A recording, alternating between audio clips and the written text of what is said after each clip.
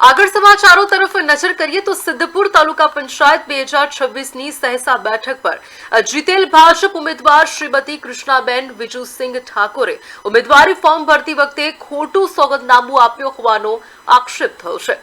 જી હા, ગુજરાત પંચાયતની રાજ અધિનિયમ 1993ની કલમ 30(1)M મુજબ 2 કરતાં વધુ જીવિત સંતાનો ધરાવતા અને 4 ઓગસ્ટ 2005 પછી સંતાનનો જન્મ થયેલ હોય તો તે વ્યક્તિ ચૂંટણી લડવા ગેરલાયક ગણાય છે।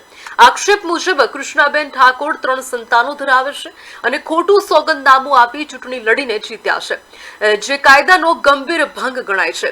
સહેસાના રહેવાસી ઠાકોર રોહિતજી બાલસંગીજીએ કલેક્ટર પાટણ, મામલતદાર સિદ્ધપુર તેમજ ચૂંટણી અધિકારી, જિલ્લા વિકાસ અધિકારી પાટણ અને તાલુકા વિકાસ અધિકારી સિદ્ધપુરને અરજી કરી છે। તેમણે ચેતવણી આપી છે કે જો કાયદેસર પગલાં લેવામાં નહીં આવે તો હાઈકોર્ટમાં પણ ફરિયાદ કરવામાં। नहीं, मारा अधिकारी की कोई बात थी नहीं। हजी मैं रजूआतो करी थी, हजी कोई रिस्पॉन्स आयो नहीं।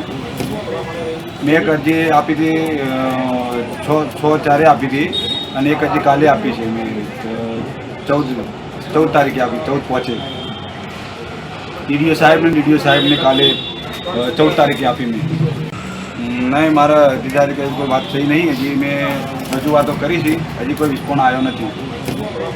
मैं एक अरजी आपी थी 6/4 आपी थी और एक अरजी काले आपी है। मैं 14 तारीखे आपी, 14 पहुँचे।